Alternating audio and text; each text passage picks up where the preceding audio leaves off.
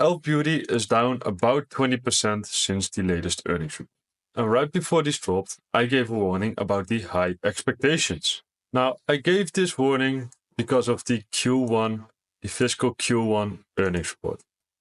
Because in this, I saw some warning signs which, hinted towards high expectations for the coming quarters.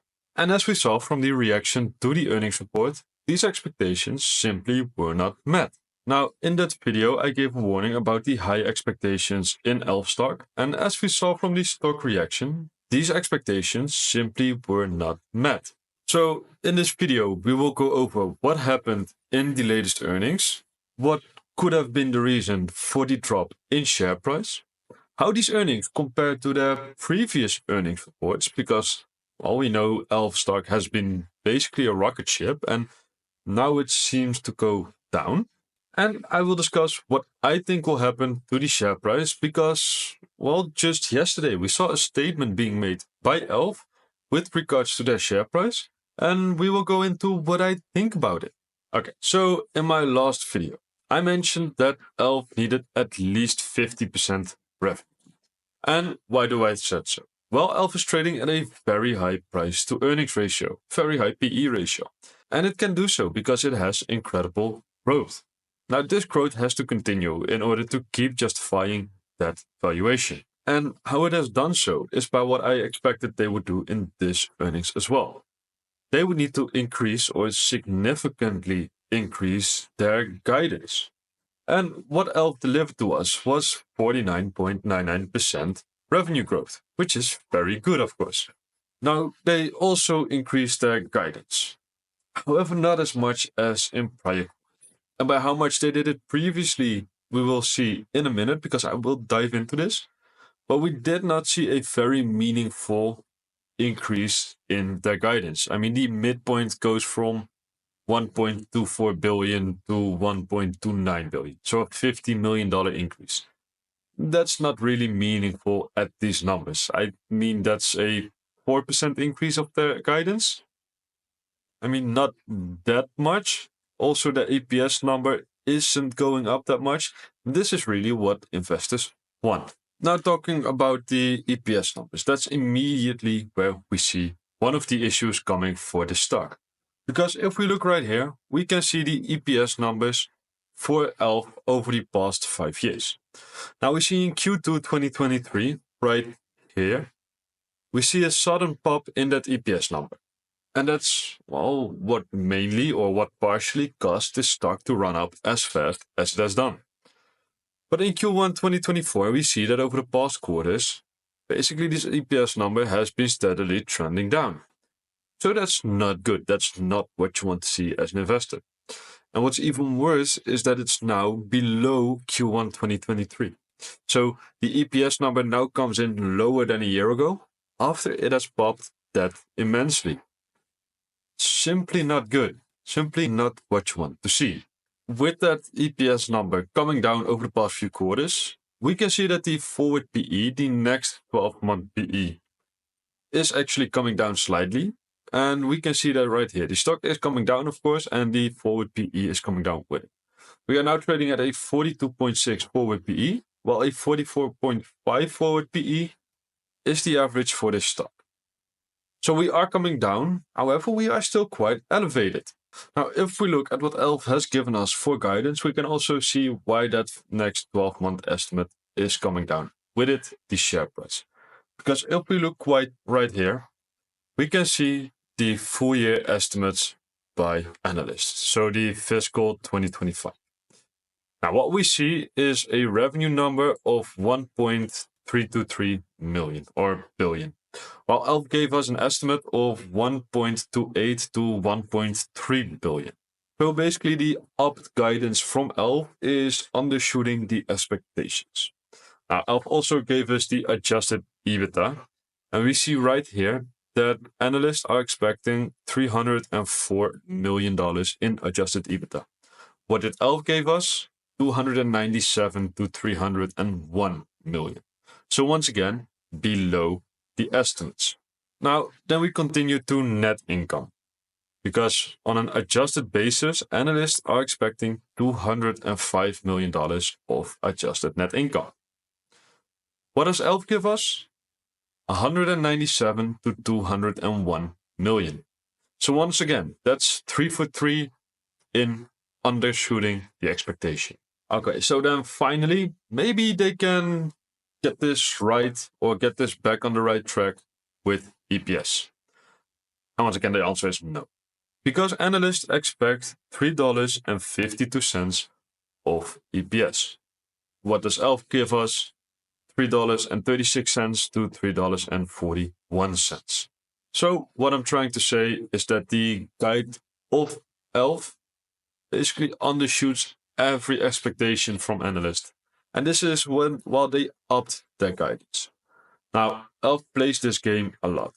They increase their guidance every quarter in order to, beat the expectations. However, they do need to up their guidance towards a level where you beat expectations, and not to a level where you undershoot every single metric. And especially not when you're trading at a 75 PE ratio. Then that becomes a bit problematic.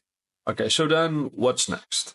Well, we got an article a few days ago while ELF stock dropped a bunch.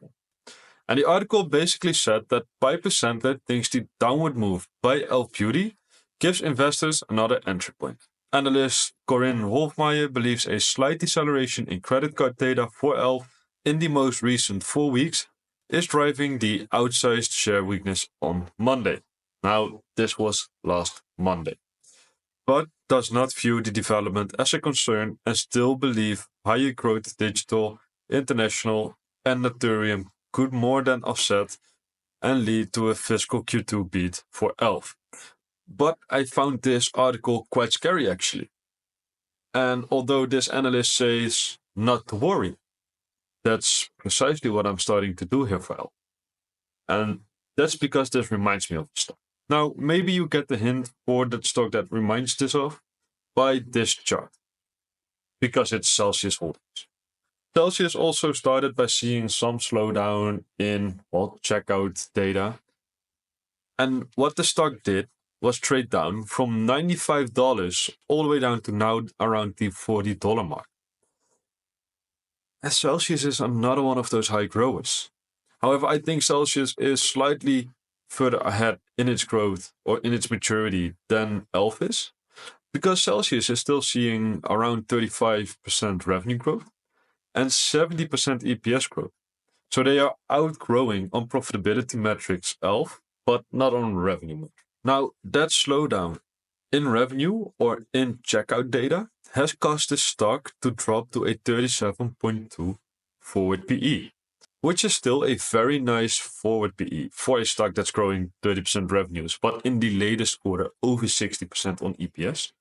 If we look at the latest quarters right here, or the latest peak right here, we can see that it was around a 100 or 80 to 100 forward PE. Now that's of course a bit excessive. But when we look back at ELF, then we also see more of those excessive forward PEs in recent months. Now, finally for Celsius, we see the quarter-over-quarter revenue growth for the trailing 12-month revenues increased by 5% in the latest quarter. Now, this is quarter-over-quarter growth for the trailing 12 months. So the 4 prior quarters, and then you add those up, and then you get the new quarter, right? And there they grew still at 5%. But their mean or their average is 13%. So that's caused the stock to sell off incredibly hard. And this is exactly what I worry about for ELF. So let me break down the prior guides from ELF, and I'll show you why I'm afraid for this. Now, what I want you to look at is the increases in revenue guidance, because that's the story for ELF. The top line revenue growth, which has been so incredible for this company. Last year, so fiscal 2024, they almost did 80% year-over-year growth each quarter. That's just incredible growth, and that's why this stock is so highly valued. Now, in fiscal Q3 2024, they increased their midpoint guidance by 9.3%. In fiscal Q2 2024, they increased their midpoint at 13.05%. In fiscal Q3 2023, they increased their midpoint guidance by 12.66%. So you get the picture here?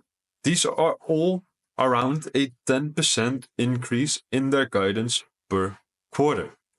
And once again, this latest quarter, they increased their guide by about 4%, about 50 million increase at the midpoint at a 1.2 billion revenue, well, I'm gonna say run rate or guide. So that's around a 4%, right? And that's quite a bit lower than the 10% bumps we've seen in the past. Now, of course, I'm not gonna say all is lost for L, because that's just not true. This still is an incredible company with extremely high growth. But we've seen higher growth prospects in the past, and that may be cause for a re-rating of this stock. Now, if we look at the share price once again, we see that this stock is currently trading at, well, yesterday's close was 151, and right now in pre-market, when I'm recording this, the stock is up at about $156. This is because of news that came out last year, which I will dive into and give my opinion in a second, because I'm not that enthusiastic about it. But I will give you my reasons in a second. Now, this share price of about $151 gives the stock a trailing PE of 72 and a forward PE of 42. So the stock is quite richly valued, but again, with the growth this stock used to have, that's quite justified. But we're not looking at the growth it used to have, we're looking at the growth it's gonna have. And that's where we want to run into some issue. But let me dissect that for you. Because a stock with basically 30% year-over-year growth could not trade at a 42 forward PE. The correct PE should be either around a 30 to 35% for a fair value. I understand trading at a premium, and that stocks often trade at a slight premium because you have to pay up for growth. However, when growth is slowing down, stocks do really get punished for it. And that's what we have to keep in mind here. Now, something else we have to look at is the free cash flow yield. That's about a 0.75% right now. So that is extremely low. The stock is creating very little cash flows for the valuation it's trading at and for the market cap. So again, a signal that the stock is trading at quite premium. And then we see the coming quarter revenue guidance. This is at 25 to 27%. And they even say that this is slightly above the full year range. So in this coming quarter, they're expecting more growth than in the full year. So at the end of the year, they are expecting more slowdowns. This is important to keep in mind because right here, we see the EPS estimates from analysts. And we see the next 12 months. So the coming 4-quarter, EPS estimates. So the estimates that gave us the forward PE. And what analysts are saying is that they expect a $3.55 EPS for the coming 12 months. Now, what we also see right here is the price to free cash flow. And what we see is that basically in November, I put the arrow there, we can see that the price to free cash flow basically exploded. Right now, we are at 211 times the price to free cash flow on a trailing 12-month basis. I mean, that's just crazy expensive. The average is 65.2 times, or about a 1.5%.